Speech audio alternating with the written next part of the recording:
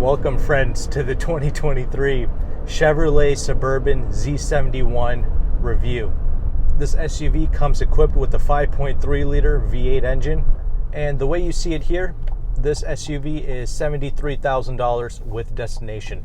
And keep in mind, destination prices have gone up quite a bit. It's like $1,600 or $1,700. That's what they're charging for the destination on this SUV. But what's new for 2023? Not a whole lot, because this vehicle got redesigned and introduced in 2021, and I have driven the Tahoe High Country in 2021. I was quite impressed with it. But here we have some new color choices, like a new sage green and a red tint coat, as well as a few others. And you also have the ability of getting an optional blacked out Chevrolet grille. It'll actually have Chevrolet spelled out, and it's going to be in all black. So if you're into that, if you would like to purchase it, it's going to be available to you in 2023. But 2022 was a pretty important year for the Tahoe and Suburban, because they made the 6.2-liter V8 available on more trim levels, such as the Z71, the RST, and the Premier. But me personally, I think this 5.3 V8 is perfectly fine and completely adequate for what this vehicle is. Now, you also have a diesel option, which I have not tried personally. I've only driven the 5.3 and the 6.2. But the diesel engine is quoted to get 21 mpg in the city, 27 out on the highway. It's available to you if you're going to be piling up a lot of mileage on these Tahoes and Suburbans. But one of the things I like about the 5.3-liter V8 is the fact that you can use regular fuel. When you step up to the 6.2-liter V8, you don't have a choice. You have to put premium fuel in that. But this 5.3, it's quoted to get 15 city, 19 out of the highway. I've been able to get around 16 in the city, and 19 is pretty accurate out of the highway. And that's pretty much your biggest penalty for going with a vehicle of this size and caliber. But once again, I'm sure you already knew that. Now let's go ahead and let's transition over into this driving segment.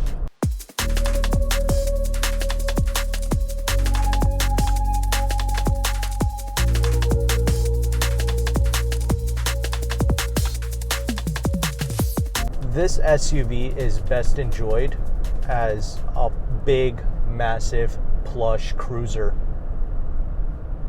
It doesn't promote that type of aggressive driving. You never want to really do that.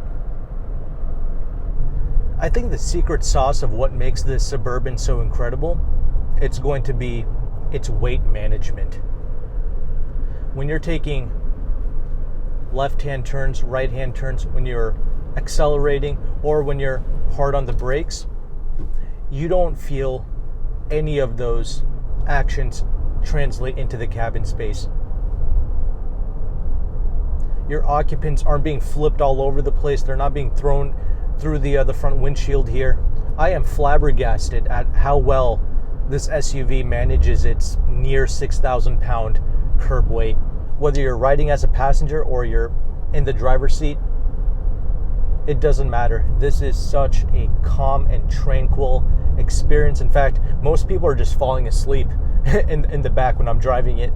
This SUV, it's not jostling me around when I go over bumps. There's nothing about this driving experience that causes people to be car sick.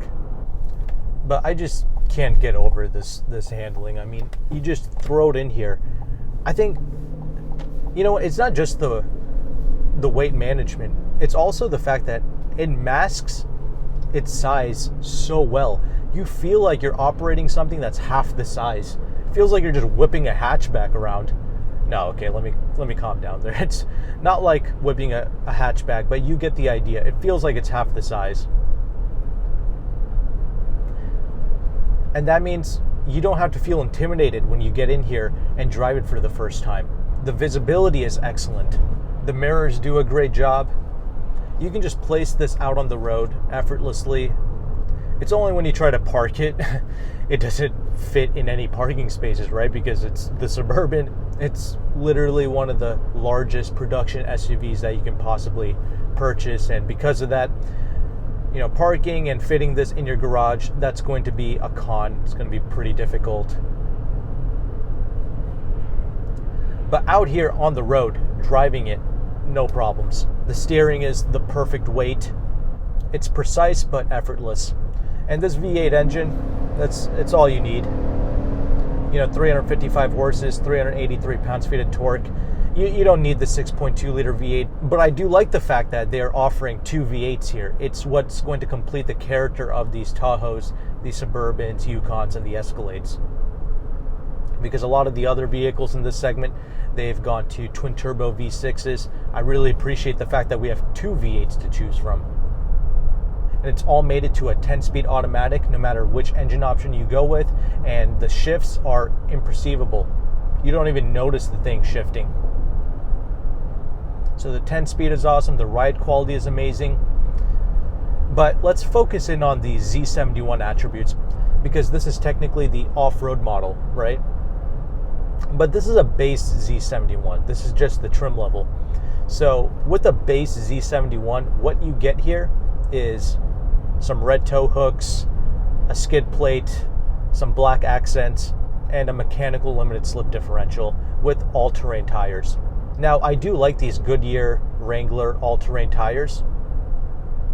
It's pretty quiet for what it is, but this SUV can be even quieter still if you went with a all-season tire, because there's pretty much no wind noise with this. Even out on the highway, 75, 80 miles an hour, it's not noisy at all. You just get that subtle sound from the all-terrain tires. It's not ridiculous, it's not unbearable. If you love the Z71 and the way it looks, totally get it, it's not an issue.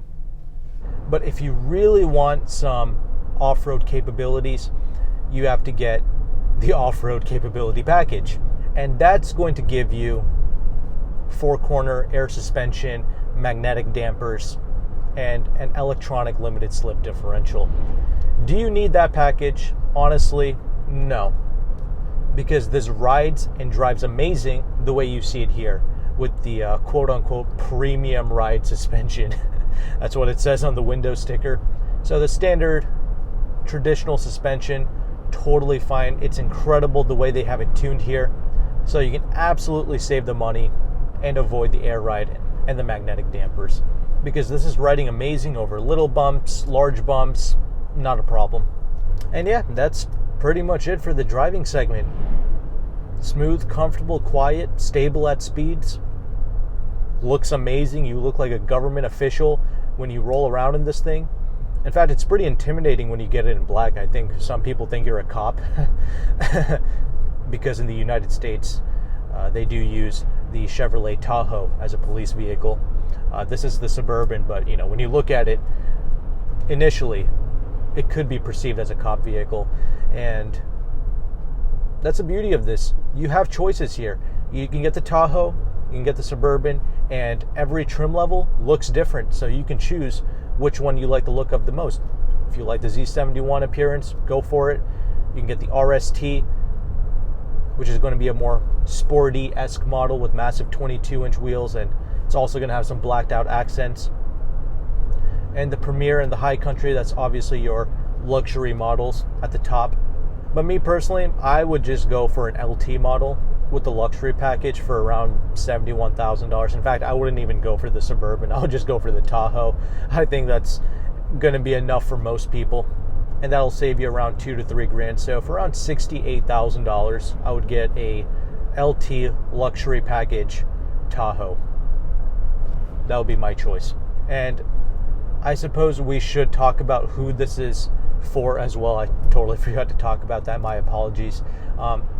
For you to get the best usage out of these Tahoes and these Suburbans, you have to be, first of all, wealthy. You have to be pretty rich to be able to afford this. $70,000+. It starts at around 62, but that's pretty Spartan. Comes with cloth seats, smaller infotainment screens. LT model, that's kind of what you want. So you're in the 70s, and you're going to be a person that hauls around a lot of your friends and your family, right? 7 to 8 passengers, and you're hauling around all of their things and their suitcases as well, and perhaps you're towing a boat all at once. Yeah, it's just incredible to me. This company, General Motors, they will sell you some piping hot, wet turds, okay, at a 27% interest rate, and they will do that to you with a straight face all day long, okay? This company is not a stranger to that business practice. But then you make a quantum leap over to this side of the spectrum where they make unbelievably world-class products like you see here with the Tahoes, Suburbans, Yukons, and the Escalades, as well as Z06 Corvettes, Camaros, and their trucks, right? All incredible products. But it's just hilarious to me how there's no real middle ground. It's just piping hot turds on a stick or fantastic world-class products like you see here. Okay, I take that back. There are some middle ground products, you know, certain Cadillacs, and maybe the new Blazer is decent, right? I haven't tried it personally, but you get the idea. That spectrum just fascinates me. But anyway, let's go ahead and let's transition over into the interior segment, because I think you get the point. It's a great driving experience, and you could certainly go on the Chevrolet website to see which trim levels and models make the most amount of sense to you and your family. So let's talk about the ergonomics, how all the technology works, as well as the space and the comfort.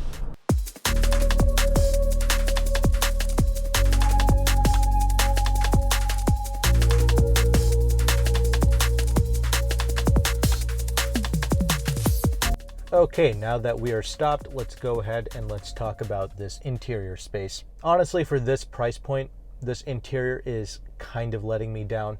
A lot more plastics in here. There's really nothing fancy or anything to tell you that this is a luxury product, and I suppose the Chevrolets really aren't, but they're priced like a luxury car, right? Well over $70,000 when you get them well equipped. And I've tried the High Countries, but basically it's the same thing, just shrouded in more leathers and more two-tone colors, so that helps to give it the impression of higher quality. But if you like this platform and the way it drives and feels, but you want a proper interior space, you gotta step it up to the Escalade, and that's gonna be at least $95,000. But hey, these get up there too when you start to equip them, because that's the main two problems here. You know, you have this more plastic-esque interior, and you also have to option in a lot of the things that you want and like with these Tahoes / Suburbans. Even the important safety features like blind spot monitoring and rear cross traffic alert, that's not standard. You have to get the luxury package in order to get those important safety features. All of that should just be standard, especially at this level and this price tag.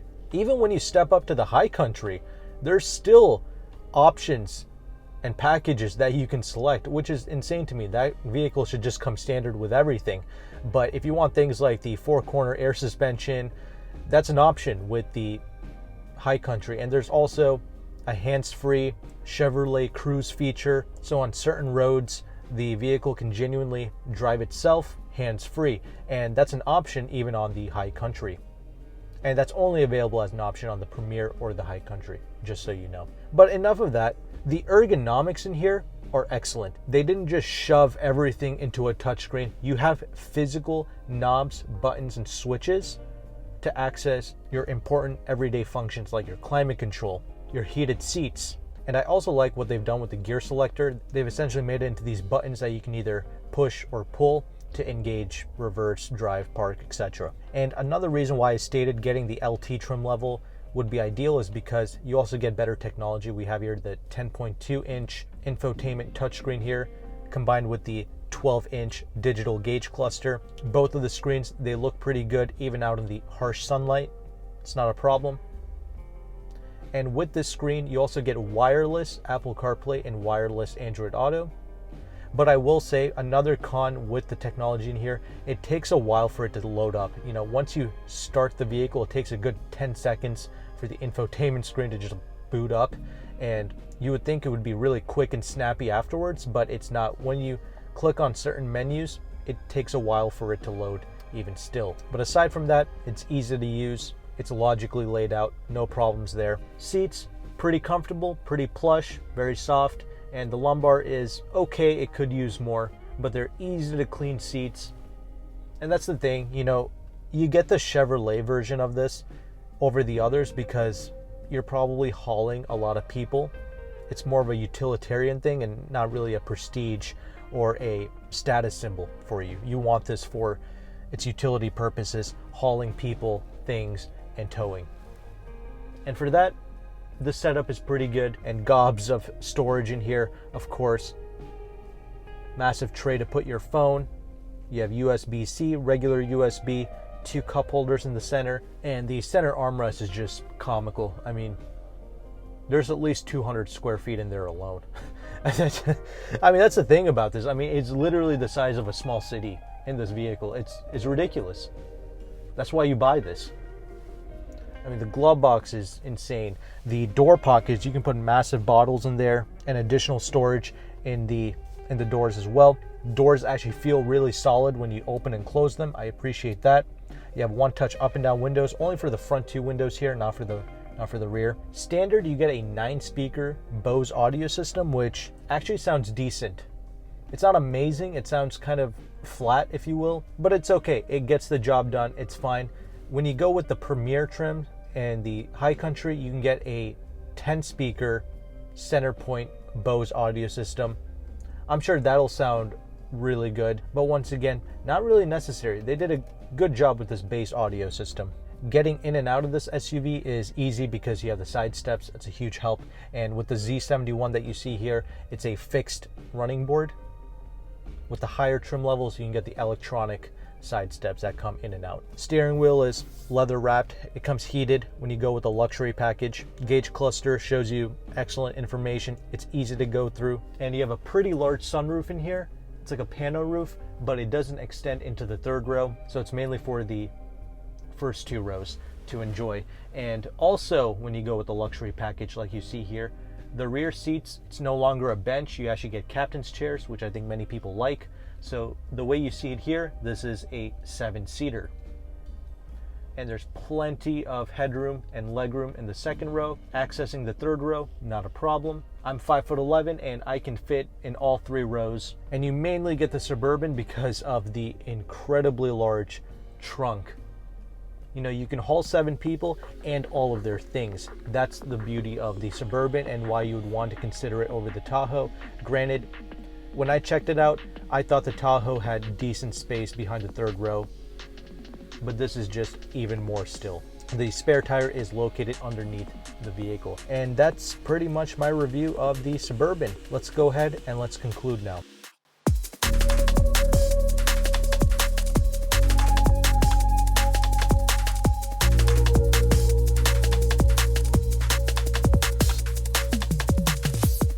All right, so as you can see, I am a pretty big fan of this trio of SUVs, right? The Chevys, Yukons, and the Escalades. I really don't mind them charging this much money for this vehicle because it drives every bit as good as a 6-figure product. And when you go with the Chevrolet version, you can get those high quality driving demeanors, but you're just going to be sacrificing the interior. It's going to be a little bit more robust, and the interior is going to be built for hauling people around and not so much the luxury. But that's the beauty of the choice, and depending on your wallet and your budget, you can get the more luxurious models if you so choose. So that's going to be on you, but sadly there's no good deals going on for these Tahoes and the Suburbans. I'm partnered with a automotive broker known as AutoCompanion.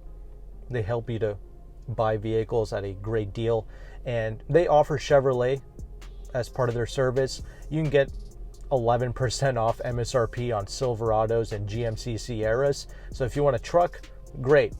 You can absolutely contact AutoCompanion regarding that. But when I talked to them about the Tahoes and the Suburbans, they said the best they can do is MSRP. You would probably have to go with Chevrolet's low interest finance. That's probably your best bet. When I used their free leasing calculator, I think a $68,000 LT Tahoe was around $900 a month, and an LT Suburban was around $1,000 to $1,100 a month on a 0 money down lease. So that's pretty expensive and pretty sad. I think you're better off financing this one. if you really want it, and most people do really want it. Everyone's looking at it, everyone's gawking at it when I roll around in this.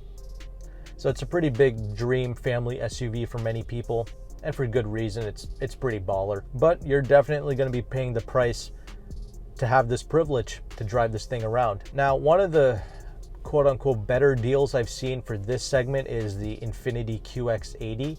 I think people have managed to get 2022 model years on a one-pay lease and MSDs for around $500 a month, and I think 2023 models they're leasing out for around $700 a month. So that's obviously a lot more obtainable and affordable, especially on a lease. But again, that's mostly with one-pay leasing.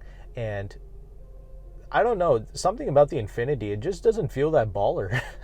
It's a luxury product, but there's something about this trio of the Chevrolet products. I like these more, and you know, most people do as well. So the Armadas and the QX80s not really doing it for me, but you can get better deals on those SUVs. If you want something massive that can tow and comes with a V8, something to consider. The new Sequoia is coming out. I might be able to test that for you guys. That should also be one of the safest vehicles in this class as well. If we're going based off of the new Tundra and its crash test results, I think this Suburban is a 4 out of 5 star crash test, which is not bad. It got like a 3 out of 5 star in the rollover. That's what made the safety rating of this SUV go down a little bit because of the average rollover result. But it's not really a problem. I don't have an issue putting a family in here. I just thought I would let you know about that. But no real need to penny pinch. I feel like if you're shopping in this segment, you probably have the money, the funds, and the dual income most likely to afford a vehicle such as this Suburban. So if you have the means, go ahead and do it. It's an incredible product. You won't be disappointed. And that's pretty much everything I want to talk about. I'll have my next video on the end screen here. Click on it and I will see you there.